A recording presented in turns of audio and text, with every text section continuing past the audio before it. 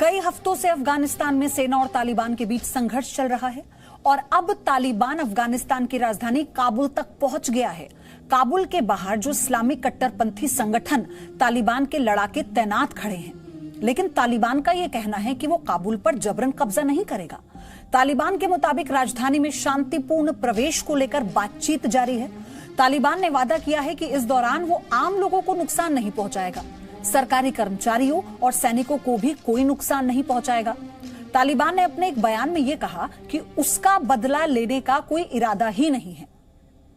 और इस पर अब बताते हैं 10 बड़े अपडेट क्या हैं। ये बड़ी अपडेट अब बताएंगे कि आने वाले समय में अफगानिस्तान और तालिबान के बीच का जो तनाव है वो और कितना बढ़ेगा या इस पर कोई समाधान निकलेगा। राजधानी काबुल को तालिबान ने घेर लिया है, ये सबसे बड़ी अपडेट है। अब तक 34 में से जो 25 प्रांत है तालिबान का कब्जा उन पर हो चुका है अफगानिस्तान के।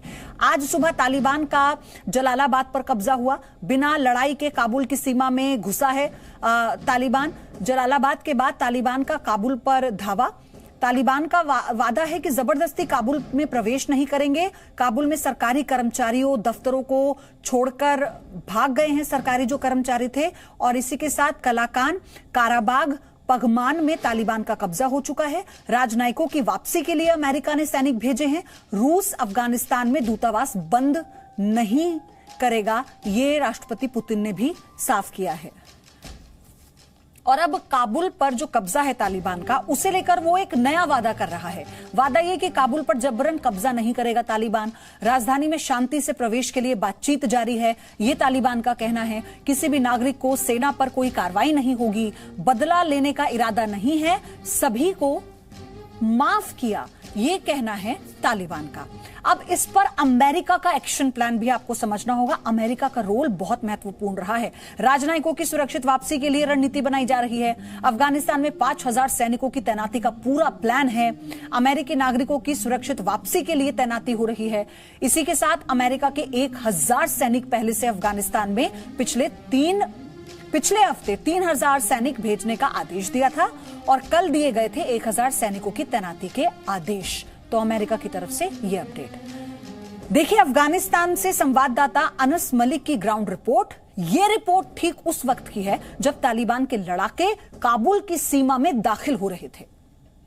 अफगानिस्तान में सूरत हाल जो है वो बदस्तूर कशीदा है। गुज़िश्ता 24 घंटों में अफगान तालिबान की जानब से 4 प्रोविंशियल कैपिटल्स को ओवररन करने का जो है वो दावा किया गया है, जिसमें सबसे बड़ा दावा जो था वो मज़ार शरीफ का है, जो कि बल्ख का सूबाई दारुल हुकूमत है। मज़ार शरीफ में हमने गुज़िश्ता रात देखा कि तालिबान जो है वो घुस गए, उन्होंने अपना गलबा पा लिया और उसके बाद जो वहाँ के जो फॉर्मर गवर्नर थे, जो कि लोकल वॉरलॉर्ड भी थे, अता मोहम्मदूर, उनको वहाँ से भागना पड़ा, वो वहाँ से फरार हो गए। उन्होंने एक फेसबुक की पोस्ट डाली, इसमें उन्होंने कहा कि वो लड़ाई के लिए तैयार थे, लेकिन उनको ट्रैप करने की कोशिश की गई, जिसकी वजह से उनको अपनी जान की परवाह करनी पड़ी। उसके बाद मैं अगर आपसे बात करूँ तो इस वक्त काबुल के इर्द गिर्द जो है ईस्टर्न साइड जो है वो ब्लॉक्ड है, वहाँ पे तालिबान का कब्जा है।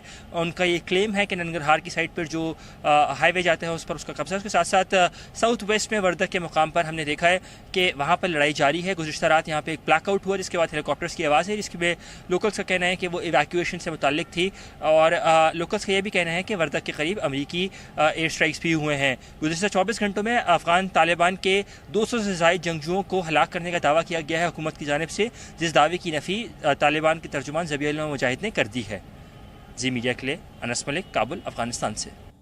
और अब आप इसे ऐसे समझिए ना कि पहले तो अफगानिस्तान के प्रांतों पर धीरे धीरे तालिबान कब्जा करता रहा। अब क्योंकि राजधानी काबुल के इर्द गिर्द उसके जो लड़ाके हैं वो तैनात हो चुके हैं, तो अब वो ये कह रहा है कि हम किसी को नुकसान नहीं पहुंचाएंगे क्योंकि हमने सबको माफ कर दिया। अब इस पर आगे की अमेरिका की रणनीति क्या होती है या और बाकी देश इस पर क्या रुख अपनाते हैं, ये बहुत इंपॉर्टेंट है। Presenting B News app available on Google Play and App Store. Download it now.